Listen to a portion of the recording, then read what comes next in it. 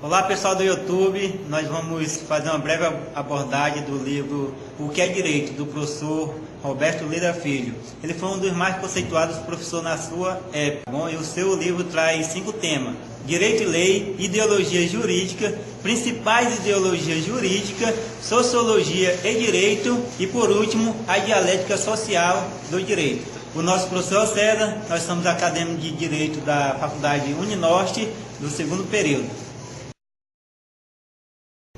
O primeiro tópico do livro abordado nos traz a relação entre o direito e a lei. Em alguns vocabulários jurídicos, o direito e a lei são definidos pela mesma palavra, como é o caso dos Estados Unidos, onde o law define tanto o direito como a lei.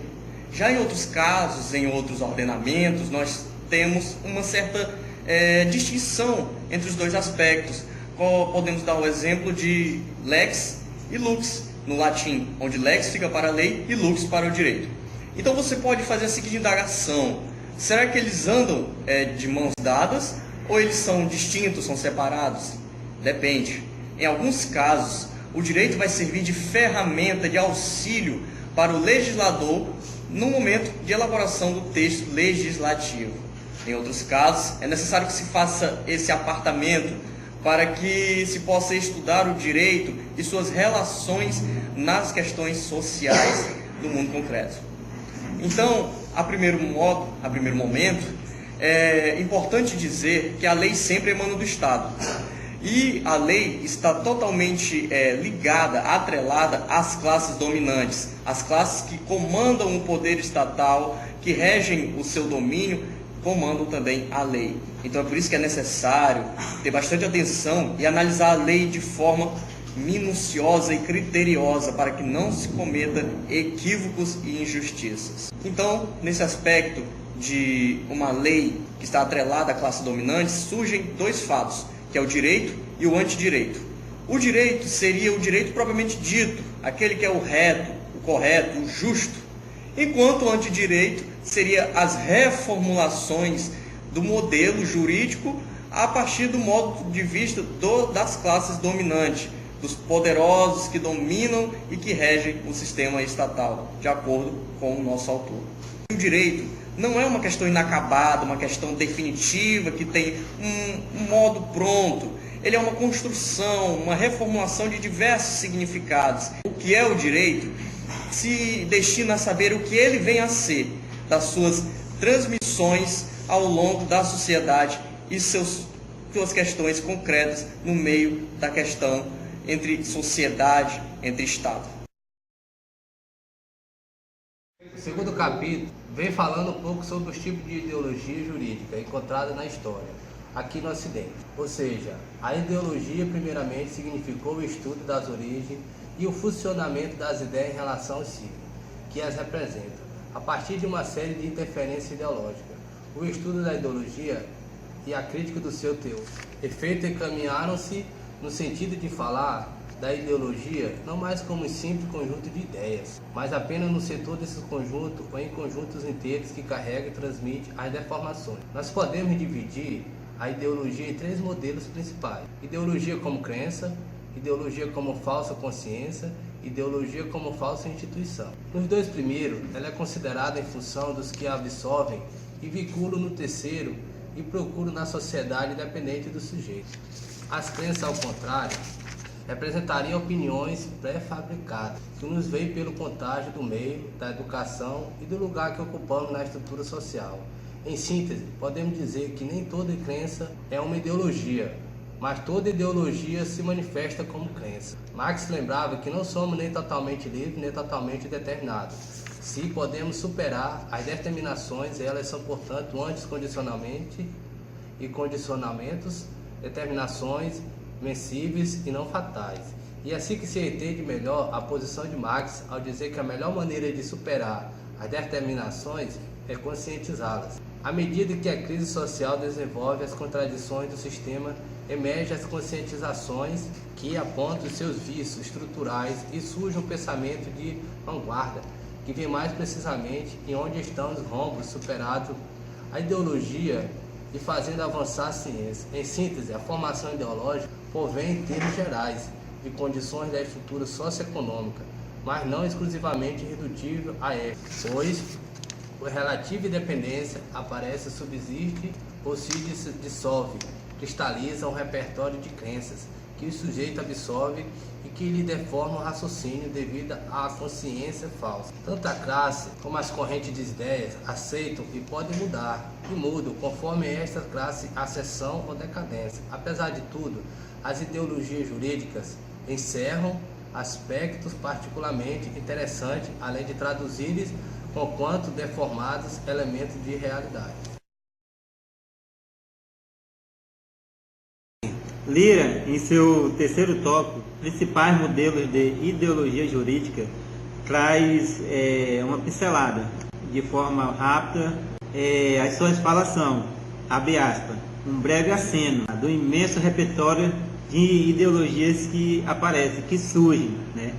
Fecha aspas. O primeiro é o direito positivo, positivismo, correspondente às concepções positivistas. Ele classifica esse direito como a ordem estabelecida. Desde saem vários grupos, várias espécies. Ele trouxe três: positivismo legalista, positivismo historicista ou sociologista, positivismo psicologista. O segundo é o direito natural, justnaturalismo, correspondente às concepções justnaturalistas. Segundo o autor, ele nomeia como a justiça. Deste saem três ramos, que são, primeiro, direito natural cosmológico, direito natural teológico e direito natural antropológico. Esses três fazem parte do grupo do direito conservador.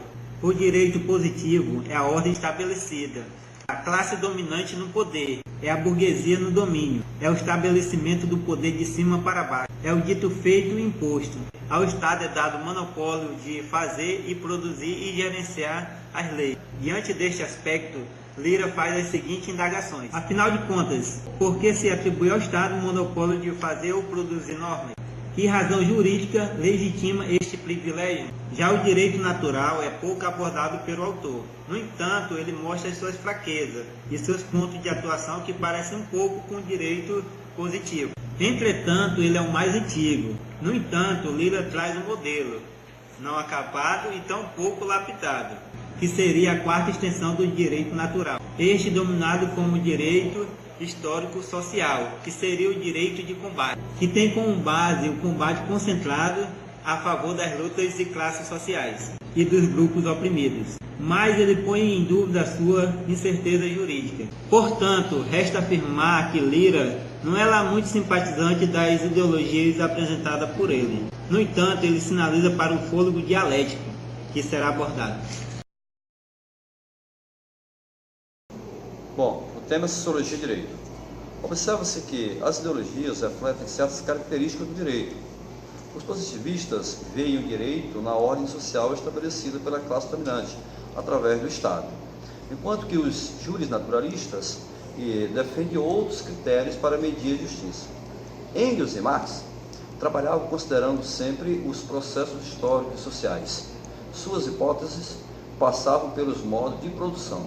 Assim, eles faziam um contraponto a Comte, o pai da sociologia burguesa.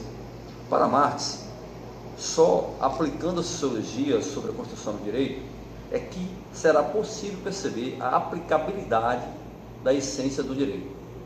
Na sociologia do direito, estuda-se a base social de um direito específico, considerando as pressões dos grupos nacionais dominantes e do imperialismo.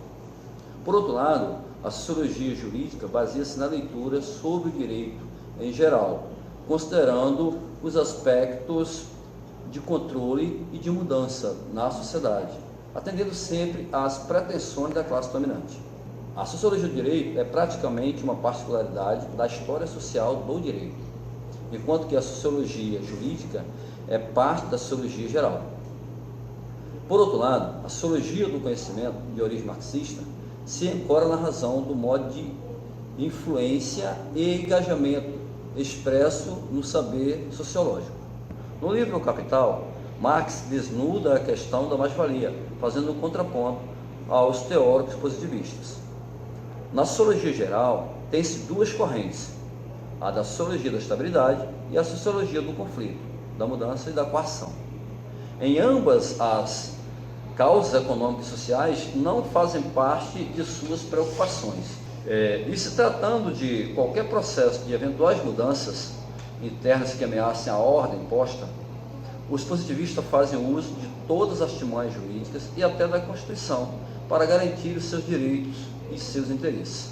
As duas correntes tentam afastar, conscientes e inconscientes, a dialética do seu meio de leitura sobre os fatos sociais na construção do direito.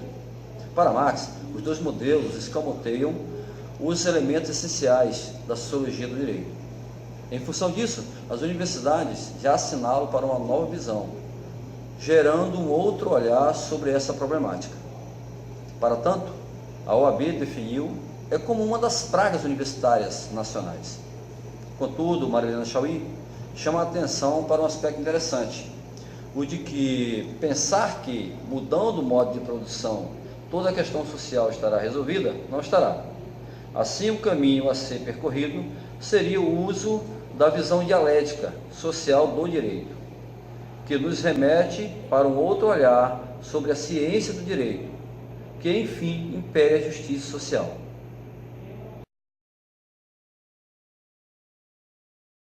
A dialética social de direito. Existe uma sociedade internacional e também nela uma dialética. Sua infraestrutura socioeconômica baseia-se nas áreas de influência. A sociedade internacional estava dividida entre capitalista e socialista, e não alinhados. Havia uma coexistência pacífica e heterogênea. A sociedade internacional ela tem algumas características que vamos citar agora seguinte. A multilateralidade, uma das características mais marcantes da sociedade internacional, é forte a presença da multilateralidade, já que a sociedade internacional é formada por vários sujeitos internacionais que possuem interesses muitas vezes divergentes.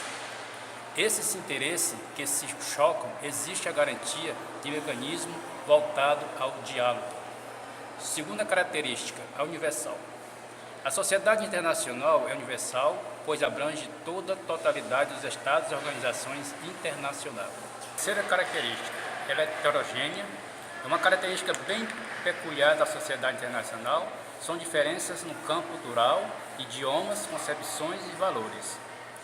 Quarta característica, a igualitária. Todos os atores internacionais devem respeitar o ordenamento jurídico internacional, baseado no princípio do respeito mútuo à soberania. Nesse sentido, todos os sujeitos internacionais de direito público internacional são iguais, pois são soberanos. Quinto, a ausência de organizações rígidas. Talvez a característica que mais se destaca na sociedade internacional é com relação à estrutura de poder. No âmbito do Estado-nação, o poder político é consolidado pelo Estado. Assim concluímos que todas as características da sociedade internacional, explicada anteriormente, não apenas diferenciam o âmbito local e internacional, isto é, ocorre em todas as esferas econômica, política, segurança, comercial, etc. O conceito tradicional de soberania tem sofrido adequações nos últimos anos.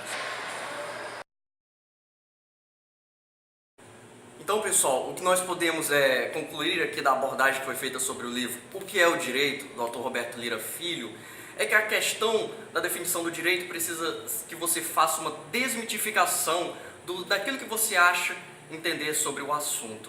Porque a construção científica do direito está relacionada com diversos significados para diferentes povos em determinados momentos com os seus conceitos da atualidade referente a eles. É necessário que você examine a lei de forma minuciosa e criteriosa para que você não cometa injustiças, porque, como nós aprendemos, a lei emana do Estado e esse Estado é controlado por diversas sociedades capitalistas dominantes que influenciam, de certa forma, como nós vimos no antidireito, a reformulação desses conceitos.